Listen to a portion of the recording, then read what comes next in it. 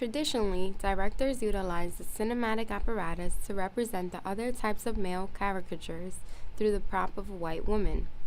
There are many ways directors mold their male characters other than the white male to either reject or approve these ideals within their films. For the purpose of this video essay, the films that I will be using as example are the following: The Birth of a Nation, The Cheat, Jungle Fever, and Hole. Within these different films, there are examples of male characters that display the differences in the way in which society views men other than white males, who are typically represented as predators of the innocent white woman. My argument in this essay is to demonstrate how men of non-white background are almost always portrayed as attackers and predators of white women. It is always assumed that men casted to play the roles of seducers to a white woman are often men of other races. You're going... Wow. Look at your skin color. The relationship between these men and the woman is often depicted on screen as images of violence, lust, or unforbiddenness. Birth of a Nation and The Cheat experience unforbiddenness but with a much more violent undertone. In Birth of a Nation, the white man in blackface is consistently chasing the white woman and is always using force in order to get to her attention.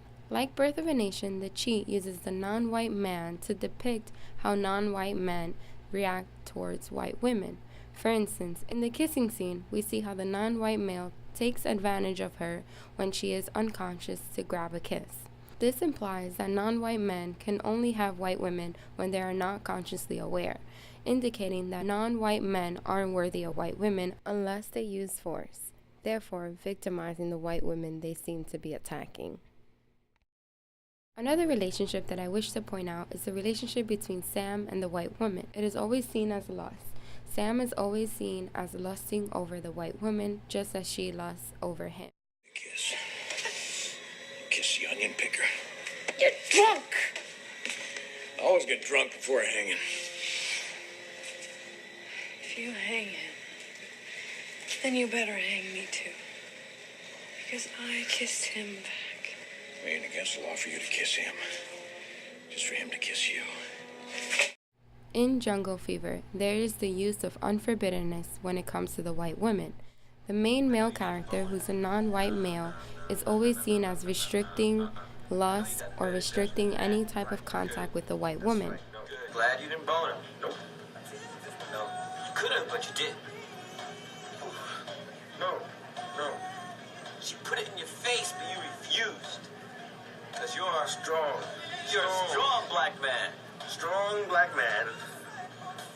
The depiction of the relationships between the non-white man and the white woman can become problematic in society when we assume that these are the ways that the non-white men will react towards all white women.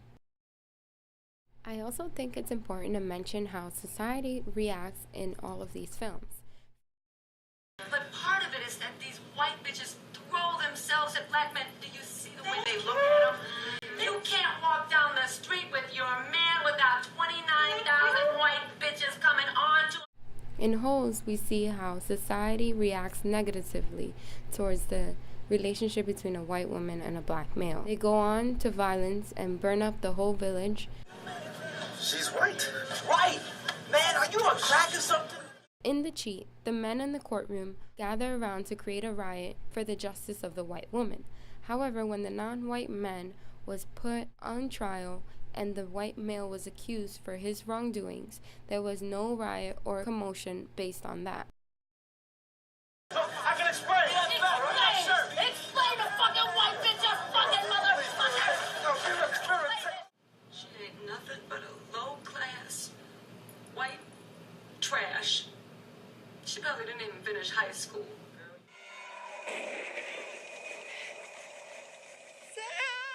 In these films, the relationships between non-white males and white women is strictly forbidden. And for those who dare to foster relationships with the white women will either face criminal charges in court, get shot by other white men who protect their women, or they will have to justify their reasons for being with a white woman.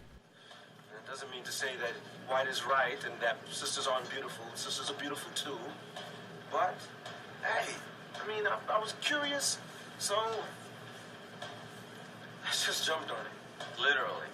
I mean, hey. I mean, that doesn't mean to say that because a brother is with a white girl that he's less down.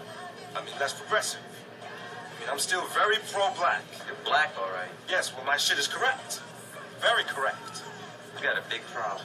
The relationships between non-white men and white women are known to be stereotypically forbidden. They should never happen, and society will enforce the behaviors of these non-white men to obey all of the rules in place to keep these two racial groups apart. These films are great examples on how the cinematic medium is used to typecast non-white men as rapists, seducers, and aggressors of the white women, which is very problematic and untrue.